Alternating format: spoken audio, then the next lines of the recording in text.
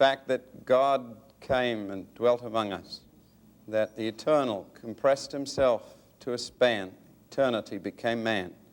Thank you that you dwelt among us and we beheld your glory, full of grace and truth. We just bless you for the fact that you have entered our world and have come to bring light and hope and joy where nothing before existed. We thank you, too, that you're still a creator, that you can create new things in lives that have nothing there at all. And bless you don't need material to start with. You're an originating God. So originate new things in our lives this morning. We thank you for your word that brings light. Give light in our pathway for Jesus' sake. Amen. To sum up what we have looked at previous studies, we have said there are two kinds of paganism. The first kind is what? Sort of like a white magic, and the nicest part of this would be what we call, starts with M, mythology. And mythology was, at its best, imagination's attempt to what? To explain or describe spiritual reality, and mythology, or the worship of the mythological gods, people enjoyed or felt good about the fact that they were worshiping. It's just when you focused on what was actually there that it became like a flickering flame. You're not really sure what you're worshiping, but people felt good about worshiping. And then we said this is all leading up to the development of the time in which Jesus was born. There was a second dark stream in mythology, and this one veered straight away from the nice nonsense kind of fairies, gnomes, household deities type thing to another whole dark strain. And does this happen with totally pagan, barbaric, primitive peoples, or with civilized peoples? The tragedy is civilized peoples. The Aztecs, who we mentioned in the last lecture, were one of the most highly developed civilizations in the Americas. Matter of fact, I understand Moody Institute of Science, the Christian film company that did these, I think they used to call them facts and faith films, did an entire research film on the early civilizations in the Americas, and even showed, I think, an instrument that was used to perform brain surgery there, which was used in a modern operation. It was that good. So they had all kinds of advanced technology, not electronics and stuff like that, obviously, but the conquest of practical problems, coming up with practical solutions for those things.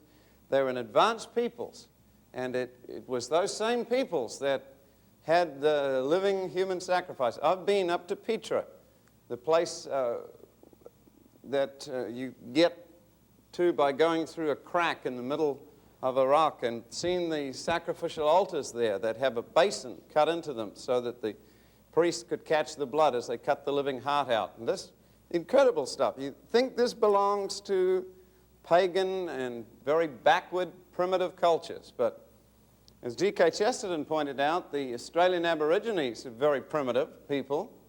We call them Stone Age people. They don't do cannibalism.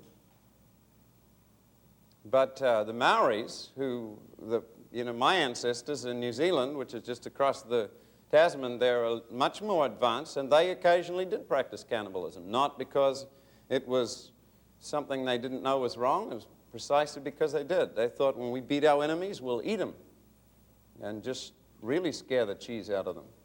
I didn't do it all the time. They weren't that hungry. And you better watch out that I don't backslide, because I'm part Maori. So, but it is civilized races that do these things, quote unquote, civilized. We said that superstition was based on two vague ideas. That the first idea was what? That we do not really understand the way the universe operates. You'll see superstition in our culture now. We don't really understand the way the universe works. And secondly, that sometimes small things can affect huge things. What is interesting is if you read science fiction stories written about 60 to 80 years ago, most of them, or a century ago, most of the turn of the century science fiction novels projecting forwards to our time, predicted a time in which there would be no religious faith at all. In Brave New World and 1984, which is now, all of these novels had a picture of a world in which basically, if you wanted a religious experience in Brave New World, you used a drug, soma. It substituted for all that God was supposed to be.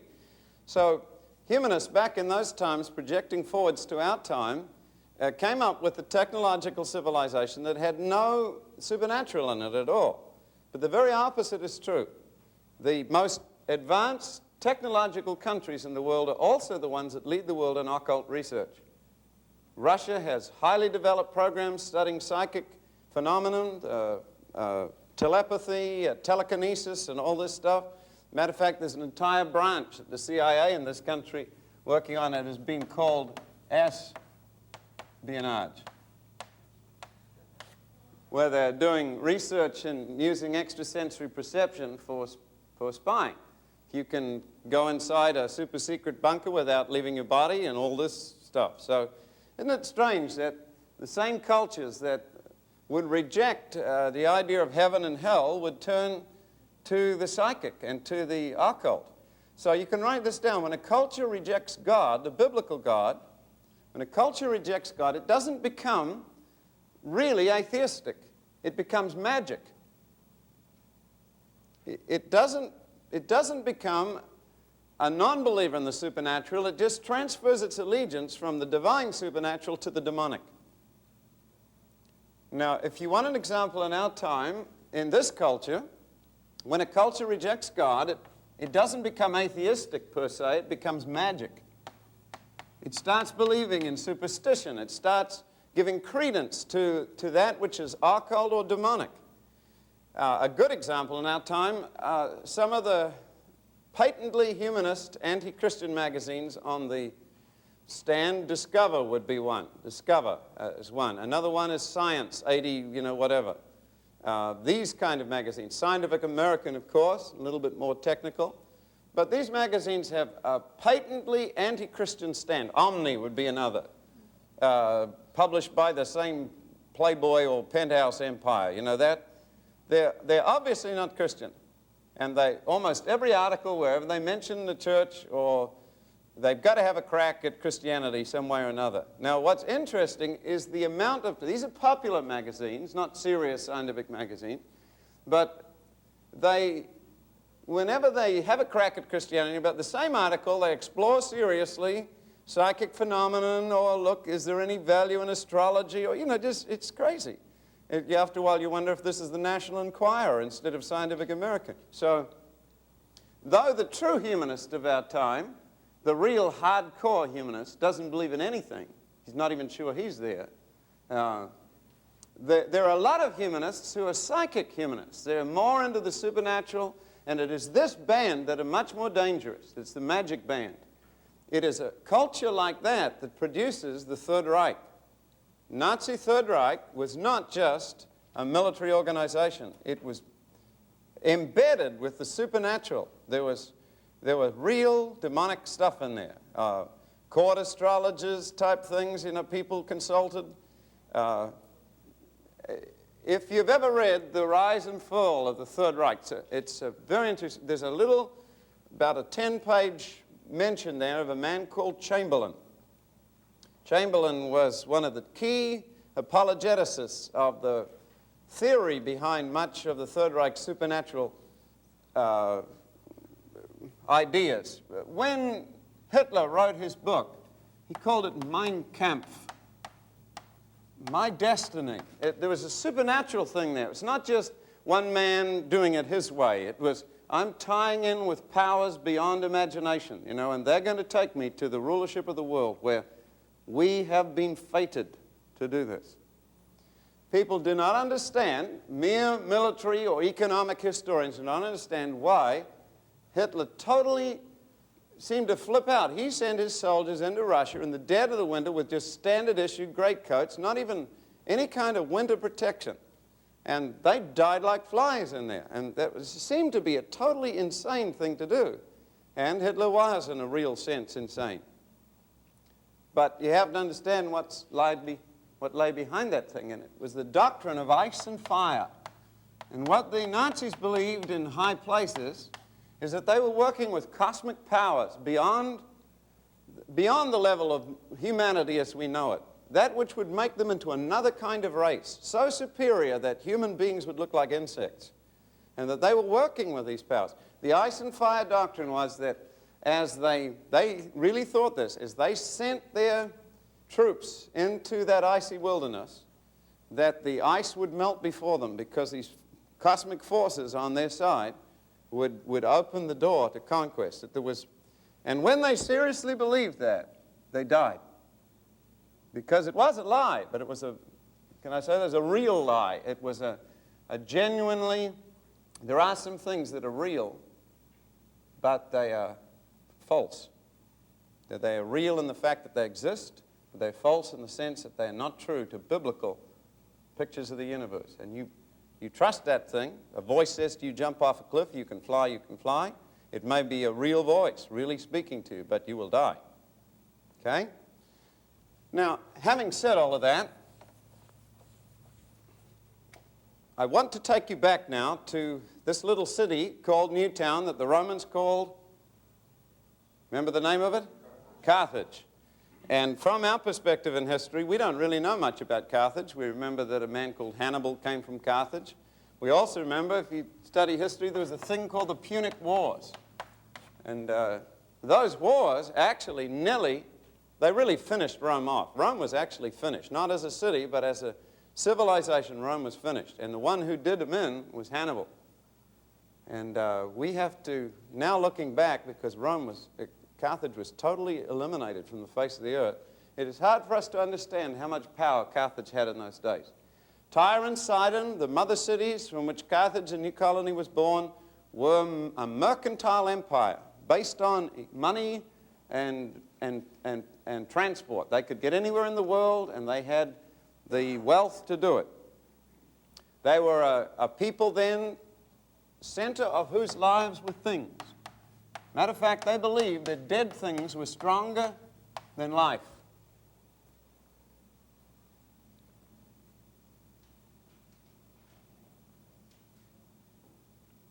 And I'm going to give you a quote from Chesterton now. If we've called the first sort of mythology the daydream, we might very well call the second sort of mythology the nightmare. This is the dark side of the pagan mythology. Superstition recurs in all ages, and especially in rationalistic ages. When you become a rationalist, you wind up believing in superstition, because it rests on something which, if not identical with rationalism, is not unconnected with skepticism. And then he mentions these two things we've given you already. First, rests on two feelings. First, we do not really know the laws of the universe. And second, they may be very different from all we call reason. You know, that may not be something that the mind can really grasp, and that big things turn on tiny little things. This feeling exists in both forms of paganism, but when we come to the second form of it, we find it transformed and filled with another and more terrible spirit. In dealing with the lighter thing called mythology, I've said little about the most disputable aspect of it, whether the spirits come when they are called. Whether it be because the fall has really brought men nearer to less desirable neighbors in the spiritual world, or whether it is merely that the mood of men, eager or greedy, finds it easier to imagine evil. So it could be both those things. I believe that the black magic of witchcraft has been much more practical and much less poetical than the white magic of mythology. Much less poetical. No art in the thing, but very, very practical. It will get the job done if you know the right creatures. There was a sort of secret and perverse feeling that the darker powers would really do things, that they had no nonsense about them. The devil really kept his appointments, and even in one sense kept his promises, even if a man sometimes wished afterwards, like Macbeth, that he had broken them. In the accounts given of us, we gather that the cult of demons often came after the cult of deities, and even after the cult of a single and supreme deity. So the demonic thing starts with one true God, you turn away from that, then you go to multiple deities, and then to demons. Now, secular anthropology works exact opposite. With an evolutionary premise, they believe that men started off first worshiping out of fear everything.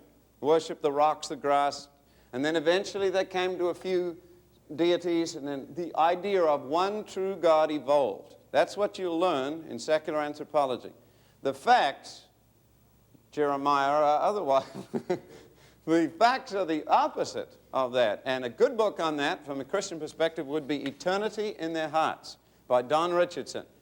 And Eternity in Their Hearts has a thing which he calls the Melchizedek factor. Beautiful, powerful thing. The Melchizedek factor, you remember in the Scriptures how Abraham met a man, and the Bible does not record his father and mother. So he has a very Christian, like a Christ-like image in the Old Testament. Melchizedek factor, whoever this guy was, Melchizedek, he was a priest of the one true God, but he wasn't Jewish, which means that there were civilizations that knew about this one true God, even if they had no connection at all with biblical Israel and all that stuff. So what Richardson does, and he's the one, remember, who wrote The Peace Child, the Reader's Digest Book of the Year thing that about, he went as a missionary to this tribe, and they were just so totally pagan that to them, betrayal was a great honor. You know, for somebody to betray somebody else was a sign of great power and strength. So he's telling the story about Jesus being betrayed by Judas, you know, thinking everybody would be shocked. Nobody clapped and cheered Judas. He had no way of getting, these people are total pagan people, and he had no way of getting through to them the love of Christ. It didn't seem, so in looking at their actual culture, he found a neat thing. He found that they have and it seemed quite by accident, quote unquote, he found that they have this when two villages were fighting and both being decimated, this chief had taken his son, his only son, and given that son to the other chief of the tribe. And that child, as long as that child stayed alive, both tribes would not fight. And they called that child the peace child. And where the one father gives his only son as an offering, really, who's to stop the war. And so this guy, he says, well, what would happen if somebody betrayed the peace child? And they said, oh, you'd never do that. That's the most horrible thing we could ever imagine. And then he said, Jesus was the peace child. And boom, you know, it just connected up and everything. Now, where did that root come from? They found whole tribes. In my little study on the book Revival, I've quoted chunks of it. They found entire tribes that went around worshiping when Adoniram Judson was trying to translate the Bible to reach the Buddhist in Burma. There were hill tribespeople, the Wa tribesmen and these other that were headhunters that were singing songs about this one true God that they never forgot how to get to, and there was a book somewhere that would tell them how to do. Absolutely no connection with Judaism, with Israel, with anything. Just way back in all of their legends, it was this one true God, and one of the prophets had spoken and said that there was a man who had blue eyes and white skin who would give them the book that would tell them how to get back to the true God. And they were singing the songs about this one true God, which is, and one of the names of this one true God was, what was that name? Was like Jehovah. It's a name just like that, only we come in as missionaries go, no, I don't care what you're singing about. This is the right. His name is Jesus. That's his, see, and we miss some of the roots in these cultures.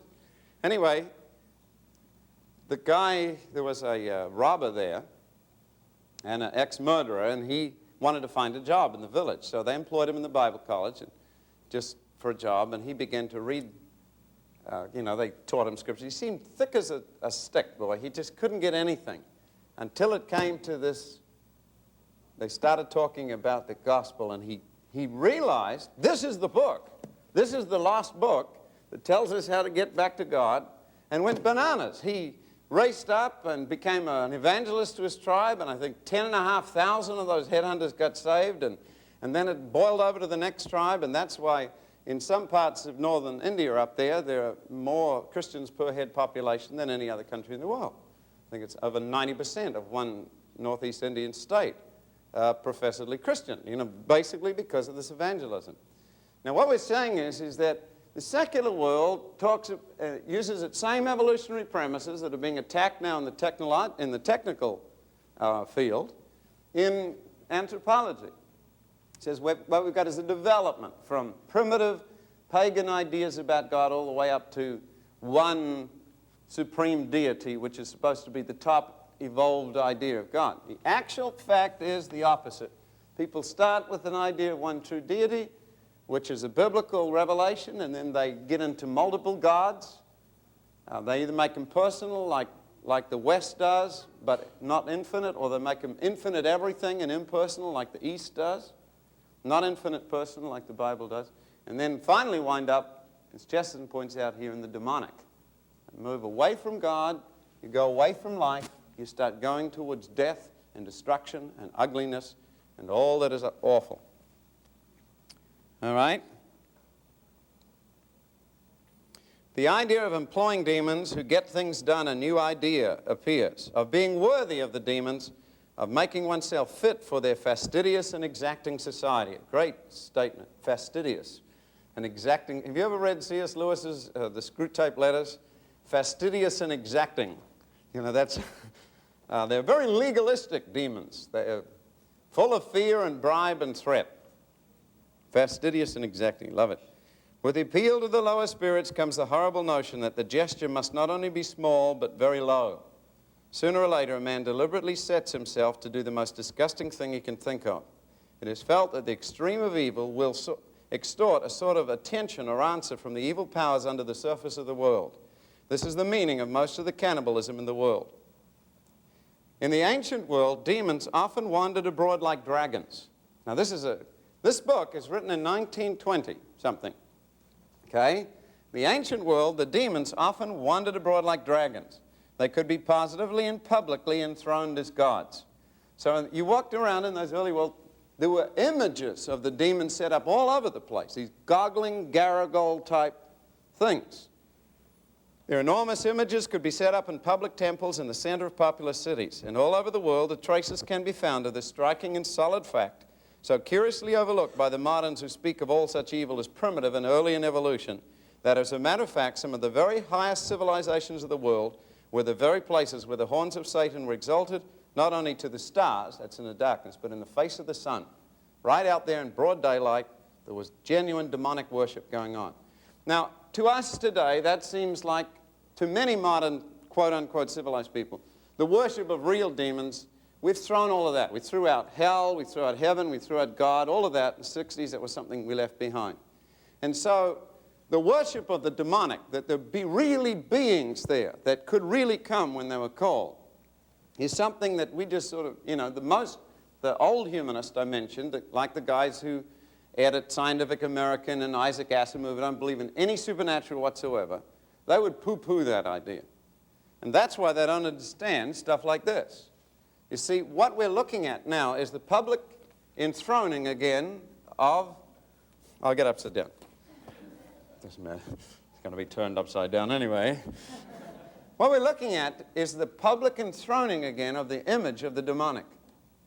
And it may seem just like a marketing thing, but I really believe the image of the demonic is going, and from little kids up is where it's being aimed at. Most people who play D&D or some games like that get into it junior high school or lower, you know, because it's I mean, in terms of sophistication, these kind of games are a light jump up from snakes and chutes and or whatever, Monopoly or Risk or any other. The sophistication of these games requiring an advanced, basically an imagination to play them, just light jumps up from most games. So because of the sophistication of them, it's smart kids, kids with good imaginations that play them. And it is precisely those kind of mind that has the images in it. When we say this little thing, imagination is the link to the human spirit. Okay? Imagination is the link to the human spirit. So, I don't know if any of you who has never seen one of these. Okay, let me just explain very briefly what it is. Benefit of those who... Basically, what we have here is a game that is played in your head. They use little dice of various kinds. This is a Mickey Mouse kind. These are multi-sided dice, and they give you... computers, of course, can play this a lot better because they can do multiple options. But what they try to do is recreate a world in which one person, called a dungeon master, plays God, in effect. He sets up a world. They give you these little modules, which you can see from the outside. It's basically, the modules are usually designed by somebody, but a dungeon master, it's like a world, an entire world with mountains and rivers and caves and stuff. Sometimes it's underground, sometimes it's set in the past, sometimes in the future, sometimes in another dimension. The limit is the limit of the imagination. So what the dungeon master does is he takes individual people who are going to play and he sets them down in the middle of this world. And what you do is you create a character. Now, in normal life, you're just a nerd, you know. You've got ears like ping pong paddles, hair like an explosion in a mattress factory, pimples all over your face. You're just basically a nerd. But when you play this game, you take on another identity. From Clark Kent, you shift to Superman. So this is your basic phone booth into which you can enter another world. And in this world, you take on the character that you've created that has certain characteristics like dexterity and charisma, and they have strength and all these different things. And you roll dice for how strong you are in each one of those things. And your character you stay with until he's killed. Hopefully you get resurrection spells and stuff to keep you in. But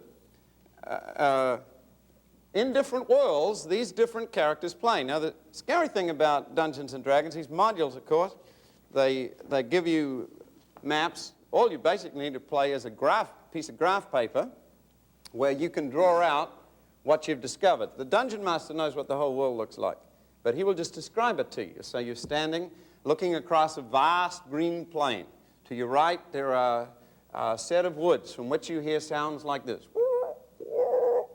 And then, you see, it's all in the imagination. And you take steps forward, you move, you might be put down here and you move forwards a little bit, and then you'll say, I send out such and such a spell and find out where I am. And so it's a very powerful game and very sophisticated.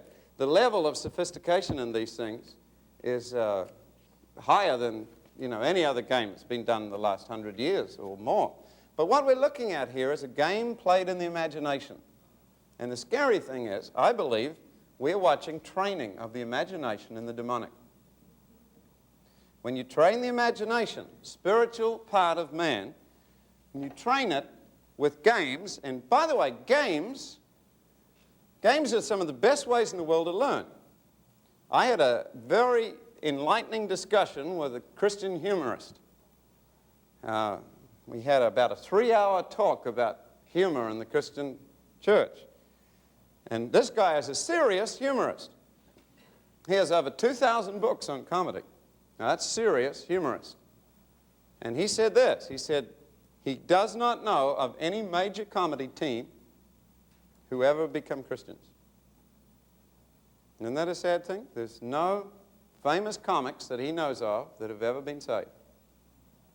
It's a world that's been stolen from God. God gave the gift of laughter to man. It's the only creatures that laugh. And the demonic world's taken over. When a policeman stops a guy on the road for speeding, and he gets out and he laughs, he goes, the driver goes, "Hi, officer, was I speeding?" Why is he laughing? He said, because he's nervous. What he's doing is giving an invitation to play. Is this a game, or are you really going to penalize me? See, in a game, you can play without penalty. You don't really get hurt in games. You don't really... So that's why games are so good for learning. Now, what we're looking at in games like Dungeons and Dragons is playing, hopefully, without a penalty. But the penalty is inbuilt. And what happens is when the imagination's been trained to think of the demonic and spells and magic and all of this stuff, it would really shock some junior high schooler to know that the names of some of the deities they're using, which have been faithfully copied from ancient manuals on what those deities were like, were real beings. And that when you call on their name in a game, they may really come one day. And that's what's the great danger in our time, is that we're opening a Pandora's box. We have structured... See, the game itself, innocent though it may be, uses real, sometimes real characters from quote-unquote mythology. And the advanced D&D handbook, like Deities and Demigods, suggests, it says, over two-thirds of the creative process in this differs from all other creative processes used in the other books, because over two-thirds of these beings are taken from real sources, from the mythologies and the demons and the deities of ancient cultures. So there's Astarte there, and there's some of the gods you'll see in biblical times, brought back in a game. And they say if you want to really study up on your patron deity, and by the way, as you move up, every player has to have a patron deity which you worship. And you, in the game, of course, all in your imagination, you carry out whatever the god demands of you to get favors from him and supernatural power. We're seeing a generation trained in the supernatural, but for the wrong images. Training to use magic, training to use, to call on demonic powers, training for spiritual warfare, but for the wrong side. When we look at this study on fantasy this morning, and look at the Bible words for imagination, and the way that imagination can be misused, it will, I think, if you get the same reaction I did, it will shock you to see how much is an accurate description of most of the fantasy abroad today. Anyway, I've got to finish up Hannibal here. Here is this quote, the Aztecs and the American Indians of ancient Mexico and Peru indulged in human sacrifices. We may note also in the mythology of this American civilization, that's the Aztecs, that element of reversal. Now here's the thing we gave you yesterday, the element of reversal. We said that dead things in a society that gets things done are more important than life. So if you're going to go to the heart of things, you go against life. Okay, the element of reversal, or violence against instinct. Another great phrase, violence against instinct. Maybe this will help to explain instinct. Maybe this will help to explain the scriptures like this.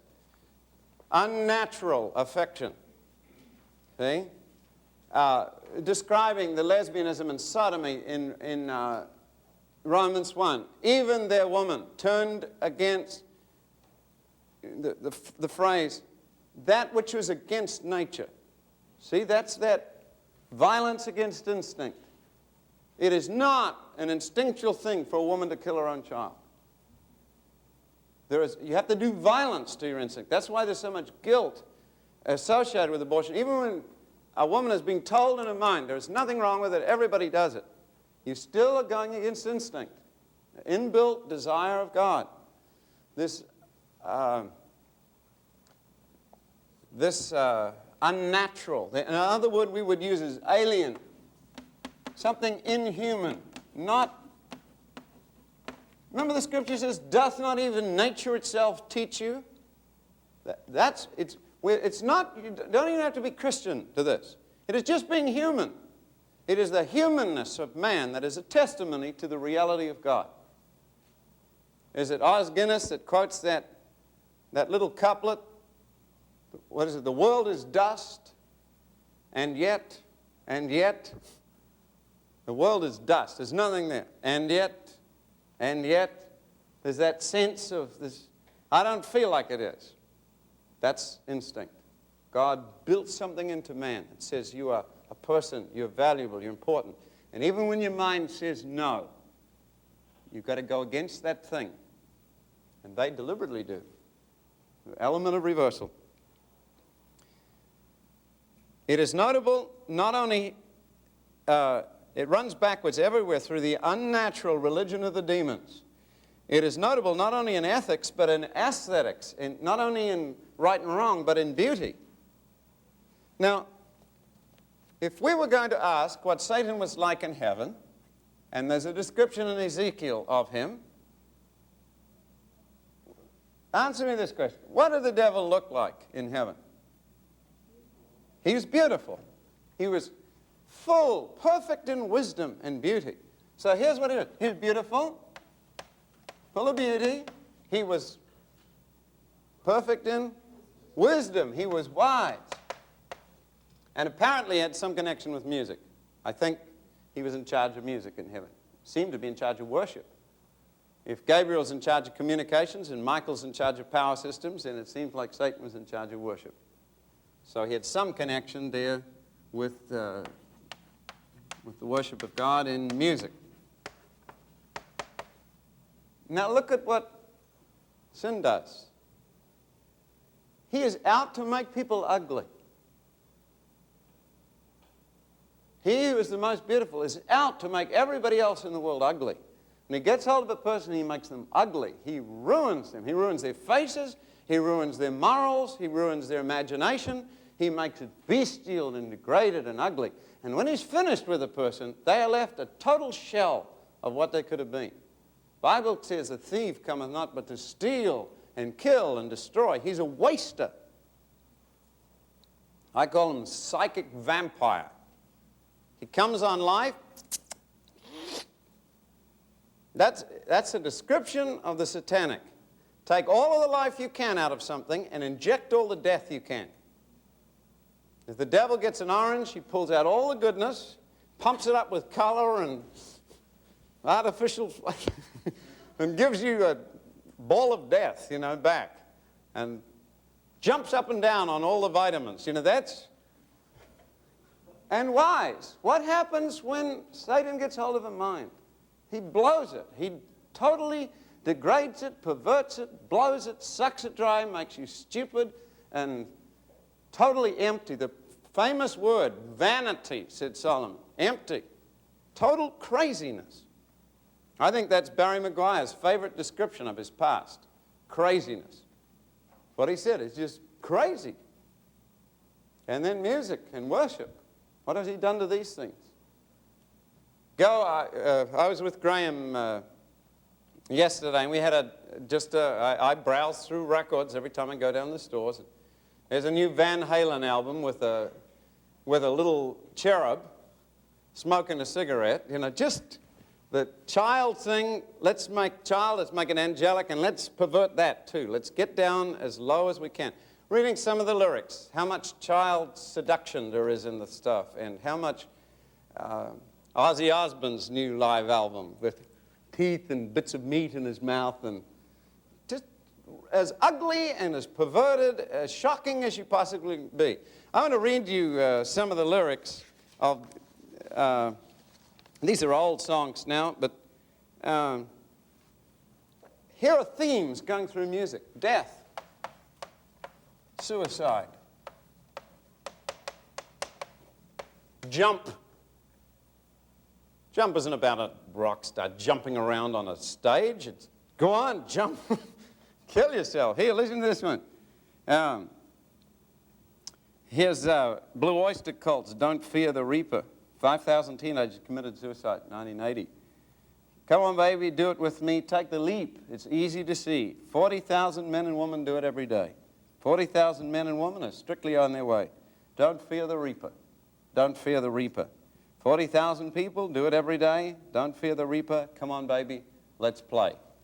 This girl in Sacramento went out the trees by the barbecue and hung herself. Last few pages on a diary, I will not fear the reaper. Favorite group, Blue Oyster Cult. What we're dealing with is an attack on childhood and on life itself.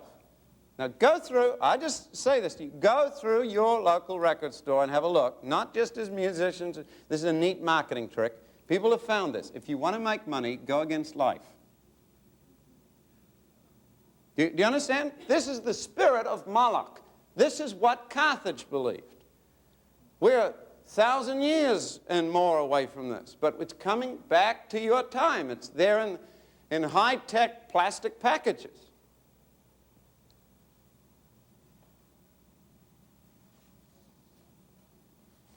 Remember old Bon Scott and AC/DC? Hey, Mom, look at me. Highway to hell. This is. Bound for the promised land, you'll see. No stop signs, speed limit, slow me down. I'm on my highway to hell. I'm bound for the promised land. 2 weeks after that, he was dead. Drank himself to death.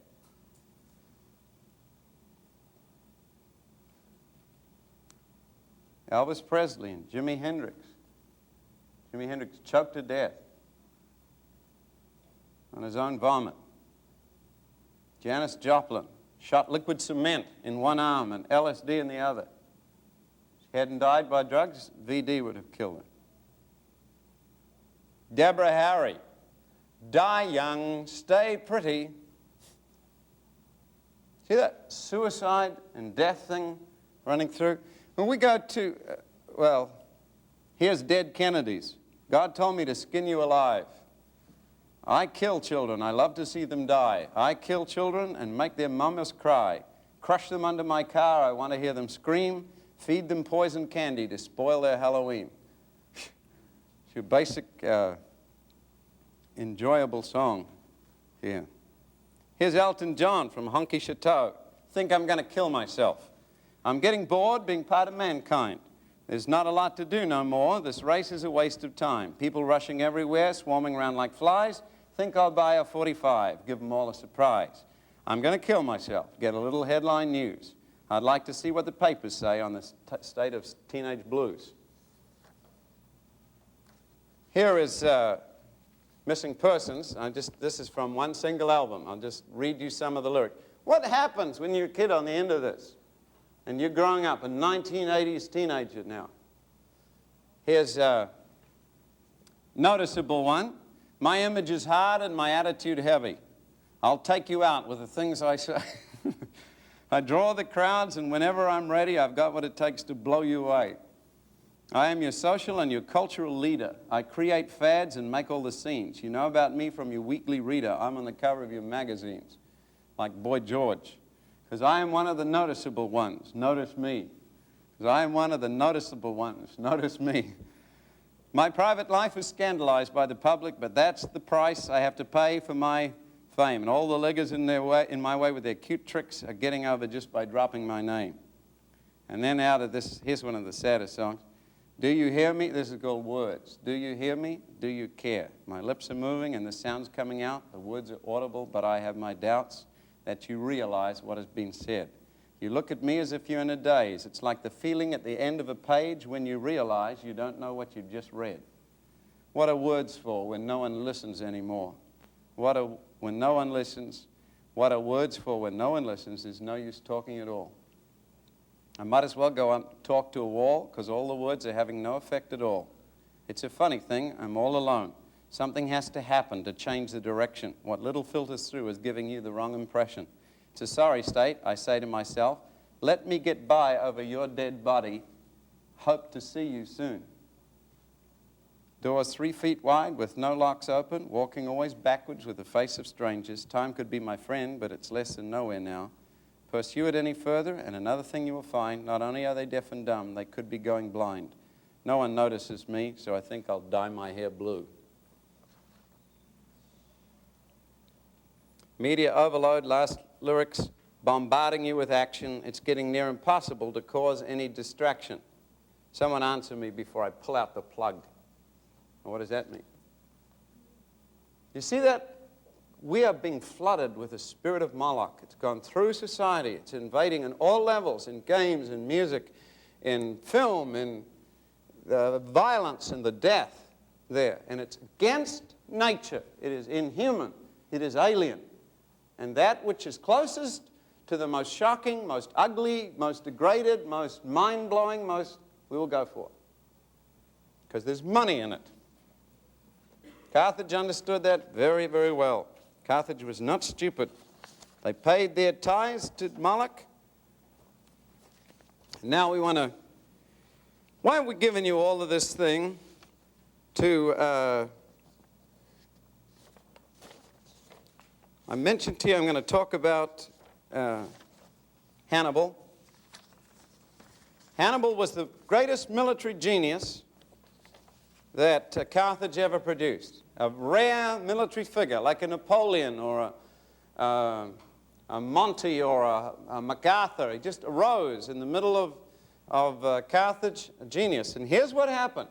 Hannibal had a brother, Hasdrubal, but his dad, Hannibal's dad, when he was a boy, swore him on a solemn oath to the God of his faith, which we'll already mention, that he would destroy this town called Rome. What does Hannibal mean? His name means the grace of Baal. You won't see that in your history books. In his native tongue, Hannibal means grace of Baal.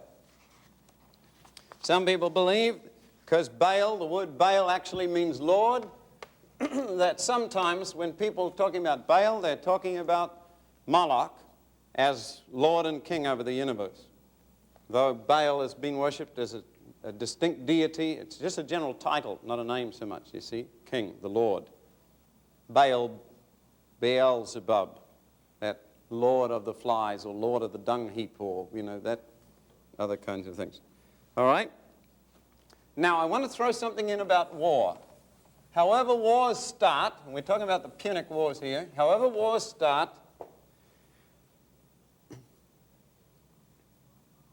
people do not fight on when a war is started for money. Mercenaries will not fight if these two things aren't there. Material ends are hardly ever material to the men who fight. In any case, no man will die for practical politics, just as no man will die for pay. Nero could not hire 100 Christians to be eaten by lions at $1 an hour. Men will not be martyred for money. Materialist history is the most madly incredible of all histories, or even of all romances. Whatever starts wars, the thing that sustains wars is something in the soul. That is something akin to religion. The thing that keeps a war going is something in the soul, something like religion. It is what men feel about life and death. A man near death is dealing directly with an absolute. It is nonsense to say he's concerned only with relative and remote complications that death in any case will end. If he is sustained by certain loyalties, there must be loyalties as simple as death. In other words, when you die, all of the junk drops away and you're face to face with the really important things in life. There are generally two ideas, which are two sides of one idea. The first is the love of something said to be threatened. These are the reasons why people keep fighting wars for whatever reason they've started. The love of something threatened. Normally, though it can be religious, we usually call it home. A vague word, full of meaning. Home. I'm fighting for my home country, my home. The second is dislike and defiance of something that threatens it.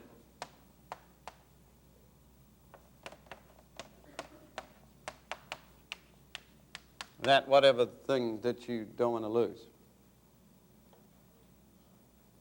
Men are moved in these things by something far higher and holier than policy, by hatred. That's why men fight wars.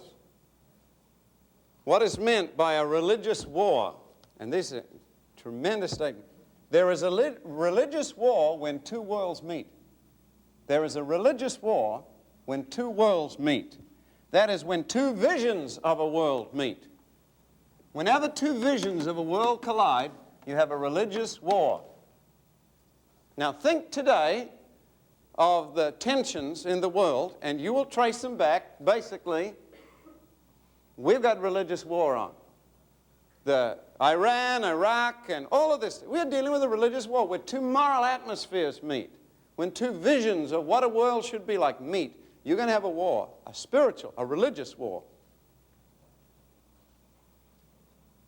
In more modern language, where two moral atmospheres meet.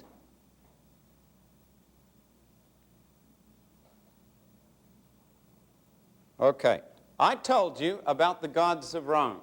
What were they like? The Roman gods. They were household gods. You know, it's a funny thing, but the Latins, And you can see this in Italy today, and you can see that, I think, even in crime in this country. In Italy, of course, where Rome was, the Roman consciousness, the Italian consciousness had two things. Number one, a very strong thing on the home, on the family. They were very, very strong on the home and family.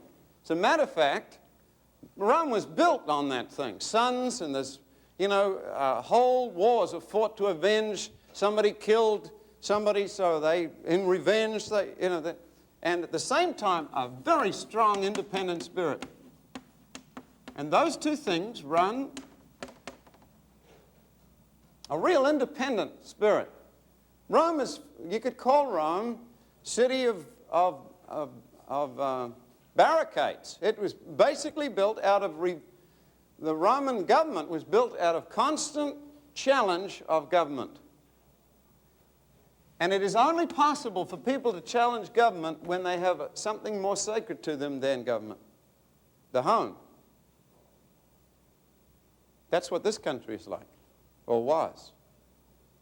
You can only say this, I don't care what you say, I'm going to go for this, if your gods of the hearth and the home are stronger than your gods of politics. And Rome, I think in the mafia we have this.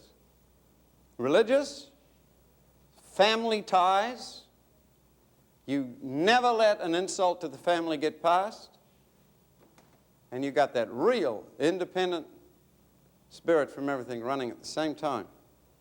In Ireland, we have this. Very, very strong homes and very, very aggressive and violent warfare going on because of this thing. That's what this country was like. Strong homes, strong families, and forget any other government telling us what to do. This is Rome the Second. Now look, because they had such strong home and family things, when Rome went out to fight, their deities were, remember, they were the gods of culture, agriculture, was a cult of the taking man mastering his environment. It was cows, not wild beasts in the field. It was corn and grapes, cultivated things. That was what their deities were like. The deities of the home were cultivated, agriculture things. Now, imagine what happened then when Carthage, Hannibal, who'd been sworn by all his dreadful gods to destroy Rome, to Moloch by his father, crosses over the Alps in a military miracle with his elephants, bringing what Rome thought must be at least 100,000 people where nobody had ever been before, to quote James T. Kirk, to go boldly over the Alps. He actually only brought about 40,000, but it seemed to Rome, shocked, who always thought they were safe from that direction. Can you imagine what it'd be like to see riding down that awful image of Moloch going before them? A god whose deity ate children. Now, there was one thing that Rome and Israel agreed on. They hated everything else in common. But there's one thing they agreed on, that this child-eating deity had to be eliminated from the earth. Isn't this funny? Two cultures, Rome and Israel, growing up together, both totally opposed in almost everything. Imagine a Jew, what he would think of this household deity, even if it was homey and ate a bit of your dinner. He would chop it, you know. But here, Elijah's preaching against Moloch. And at the same time, Rome is saying they didn't know how to explain this weird religion, this Carthaginian thing. They tried to use the myth of Saturn devouring his babies, but this God really did devour its babies. It was, at least, wasn't mythological, not the devouring of babies. There's a religious war when two worlds meet. Now understand, here comes Hannibal, sworn to destroy Rome.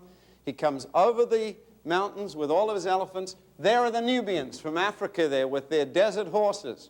There are the Spaniards. They're all with gilt and gold. It's looked like the whole world has come to attack Rome as they come over. And the scary thing is this. As Rome sends out its legions to try and stop Hannibal, they felt like they were fighting against a magician. They lost 2 whole legions in swamps to the right and to the left of him. More and more people were sucked into this terrible battle at Cannae that just ate up Roman legions. And then the ultimate sign, Roman priests began, there was a baby born with the head of an elephant, like a elephant-shaped head, and there was all these weird things going on in nature. And the Romans said there is something utterly evil coming. Do you see that? So when they sent out their little, I prayed to my God of drains this morning, and they went out there to fight this thing. Can you imagine with that awful face looking across the plain on these huge elephants came an empire that was going to establish itself as the ruler of the world. And Rome fought. And then the ultimate sign, treason. As the Hannibal marched in, more and more people left Rome and joined up with Hannibal. And he kept marching, and he marched, and he came right up to the city. And they were lost. They were destroyed. Rome was beaten to the ground. And the thing that wrecked Hannibal's ambition was Carthage. Carthage knew Rome is defeated. But you see, they believed that dead things are more important than life. And they couldn't understand somebody who would fight when there was no reason to fight anymore because they were finished. But Hannibal understood. When he met the real Romans and he knew their devotion to life and to the home, he realized to take Rome, he was going to have to kill every man, woman, and child in there. There's not one he could leave alive because they wouldn't surrender. They had cold courage in despair. They would fight on nevertheless.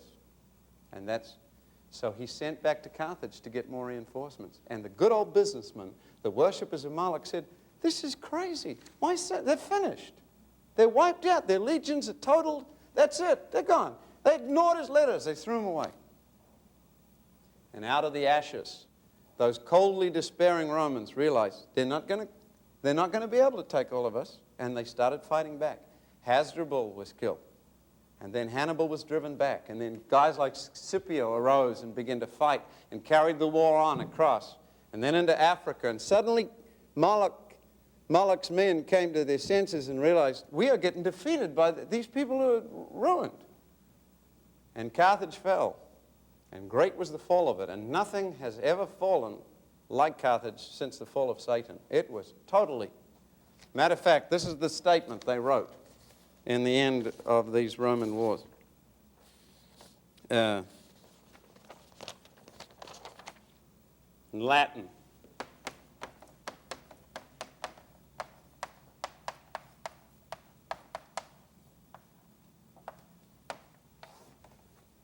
Deleta. It is erased. And we didn't know what Carthage was like now until archaeologists digging in the ruins found these hundreds of little skeletons where they'd given their babies to Moloch. Moloch had eaten its children, and that's exactly what happened in real life. And one of their greatest military geniuses left abandoned, finally poisoned himself. But think, what would have happened if the empire that had ruled the world when Jesus had been born was the empire of Carthage? It's a world of difference between Roman kids sitting there looking at this big idol who might eat a bit of the dinner and looking at the idol who will eat the children for dinner. And it was into that world that Jesus was born. And that's why people seem to think it was right that Rome should rule. Despised and rejected of man, Chesterton said she rose out of the ashes to become master of the world. And into that world, Jesus was born. God sent his Son, who dwelt among us.